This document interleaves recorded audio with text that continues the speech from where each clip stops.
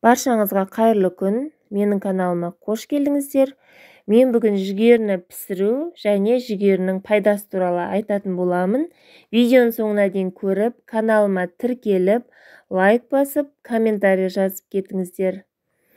Жаз басталмай жатып, пісіп жетілетін жүгері жер-жерде көп сатылады. Оның тек дәмді азық қана емес, денсаулыққа пайдасы мол, емдік қасиеті бар екенін көпшілік біле бермейді. Жүгерінің құрамында В9, Е, В1, В2, В5 және С дәрумендері бар екен. Егер жүгеріні күнделікті тамақтану рационыңызға қоссаңыз, ағзаңызда зат алмасу процесі айтарлықтай жақсарады. Нәтижесінде денсаулығыңызда жақсарып, иммунитетіңіз күшейеді. Қуырылған жүгеріге қарағанда осылай қайнатып жеген жүгерінің пайдасы көп болады екен. Қайнатылған жүгері терінің қартаюын тежейді және қатерлі ісік дамуын болдырмайды екен. Сонымен қатар зат алмасуы бұзылған кезде бауыр ауруы, жүрек қан тамыры ауруларын емдеу кезінде пайдалануға кеңес береді екен.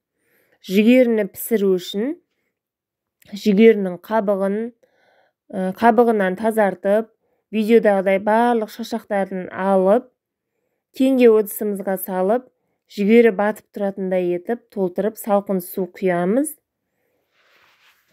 Және газға қойып, астын жағып, дәміне қарай тұз саламыз. Тұздан басқа ешқандай артық зат салмайсыздар, тек дәміне қарай тұз салып, 15-20 минут қайнатасыздар. 15-20 минутта жүгеріміз осындай әдемі сары түске еніп, әдемі болып пісіп шығады. Осылай сүзіп алып, жей берсеңіздер болады. Қазір жүгерінің пісіп жатқан уақыты кез келген жерден алуға, сатып алуға болады. Сондықтан жүгерінің пайдасы қаншалықты екенін жоғарыда айтып өттім. Жүгеріні көптеп жеңіздер, ауырмаңыздар, денсаулықтарыңыз мықты болсын. Мен айтқан ақпарат ұнаса, сіздерге видеоның соңына дейін көріп, маған каналыма тіркеліп, қолдау білдірулеріңізді сұраймын. Каналыма тіркеліп, міндетті түрде лайк басып кетіңіздер.